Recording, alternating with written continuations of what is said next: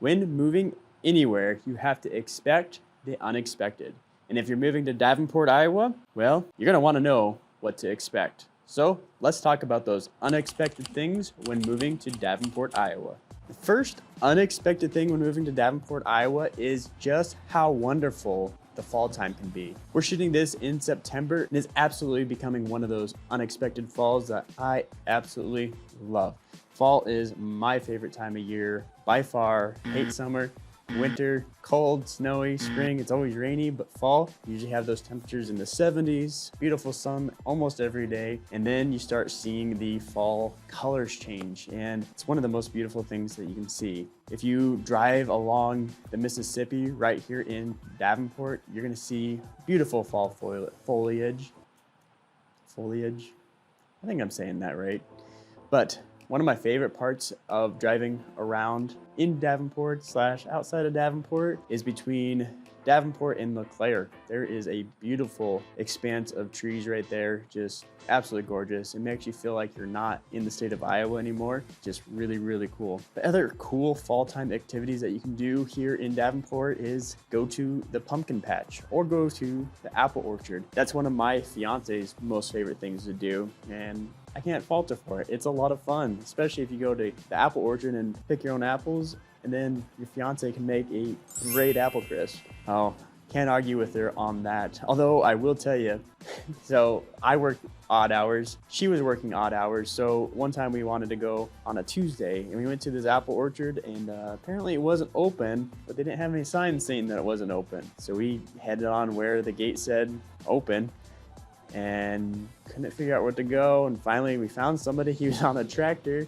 and asking us why we were there. So basically he kicked us out. He understood the gate should have been closed, but regardless, we had a fun time. Went to the little shop there and I think we got some apple cider as well. So yeah, I just really like fall. And not only the apple orchards and the pumpkin patches, but you also get the opportunity to have great bonfires. Bonfires are great during the summer, but bonfires in the fall, even better. You get those cool temperatures and you get that warm fire and you get to hang out around the fire with all your friends and family. It's just a great time. So if you've never experienced fall in Davenport, that is one unexpected thing that you can expect when moving here. Now, if you're into cars and you're into purchasing cars from individuals, you're gonna wanna listen to this one because this is unexpected and it's not the same everywhere. It's really just Scott County, which is where Davenport is located. And that's if you purchase a car from an individual, you have to have a notarized bill of sale when you go to register it at the DMV. I found this out when I purchased my pickup, and I am glad I ended up getting that notarized bill of sale at the sale because if not, they wouldn't register my car. And this is only a Scott County thing. It's not anywhere else that I know of in the state of Iowa. So if you're moving here, just know that if you purchase a car from somebody other than a dealership, you're gonna wanna have that bill of sale and you're gonna wanna have the title because obviously that goes with anything. You're gonna have to have the title in order to register it. So something that's unexpected and not easy to find out until you're at the DMV and you don't have that bill of sale. And speaking about car registrations, this might be unexpected for you as well as the cost that it costs to get your car registered in really the state of Iowa, but obviously the Scott County area too, which is Davenport. And it's quite expensive when you look at the car registrations, especially if you compare it to our neighbors in Illinois, which they just have a flat fee, I think of $150 for every car.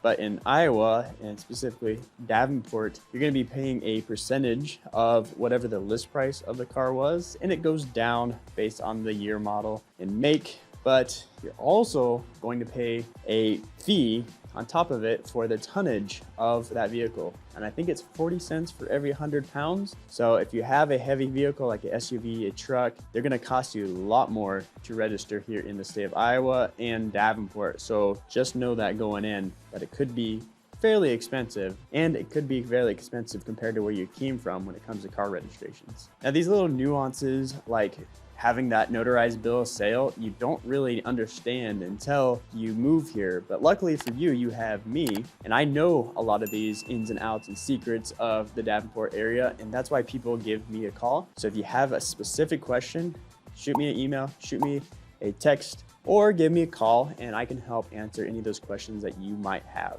When I moved to Davenport, Iowa, I thought it was a huge city.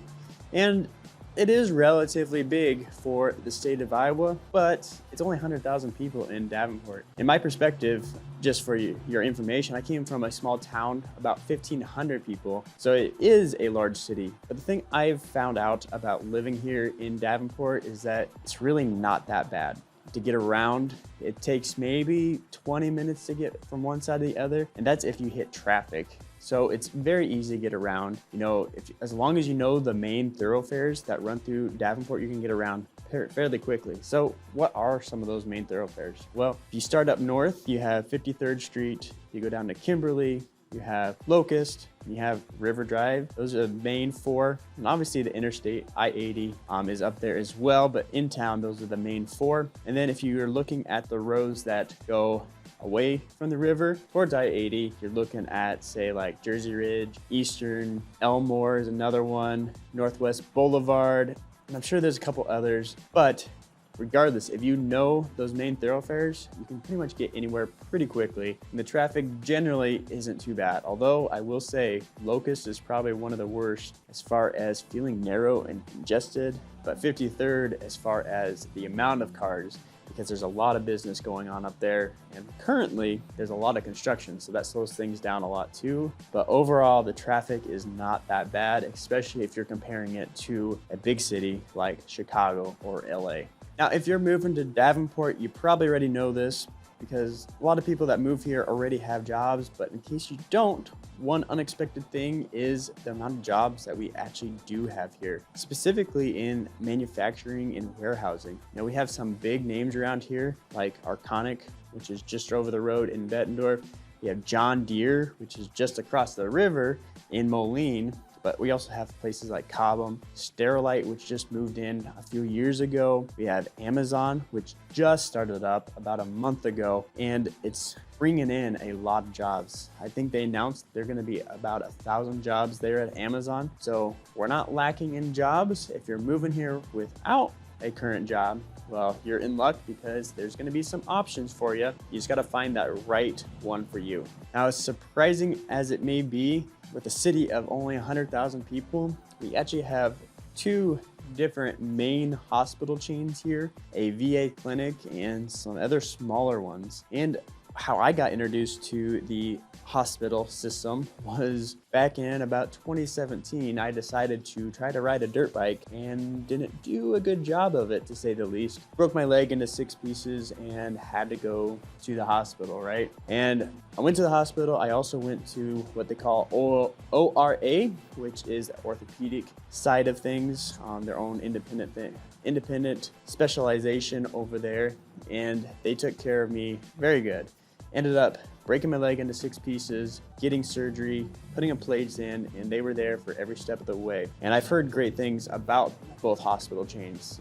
The 2 hospital chains that we do have are Genesis and at Unity Point. Those are the 2 big ones. And then obviously the VA clinic. It's not a full-on hospital for the VA, but they are clinics, and I've heard really great things from veterans as I've been able to volunteer with some veteran organizations that do talk highly about the VA system right here in Davenport. So just know, if you're moving here, there is some great options for healthcare. But if none of those work for you, we're actually very close to Iowa City, which is the Iowa hospital system over there for the university. And it is world renowned, where everybody from a lot of places in the nation will come to that hospital. And we are about a 50-minute drive away from them.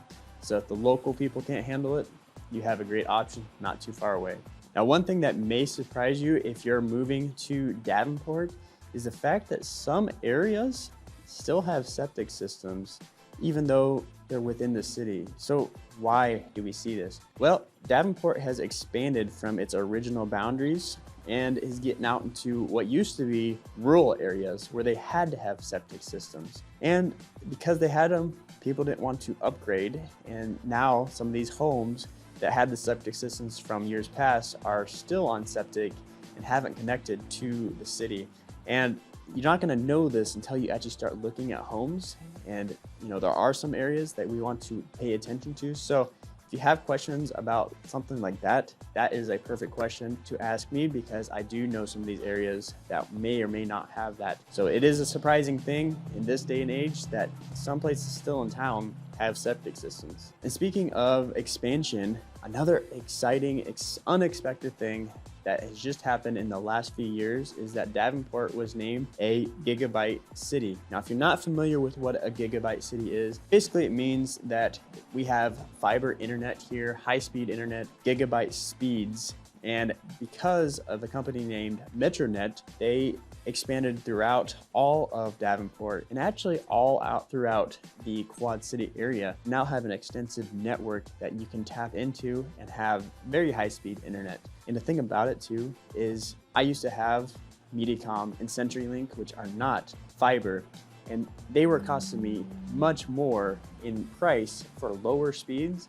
And now Metronet came to the game and my price is lower and my speeds are almost quadruple of what I was getting with these other companies. So it's a great asset, especially if you're somebody that needs to be working from home like I do a lot of times. It's gonna be awesome for you to understand that Davenport is a gigabit city, which a lot of times you don't see in Iowa. So it's a big benefit if you're moving here.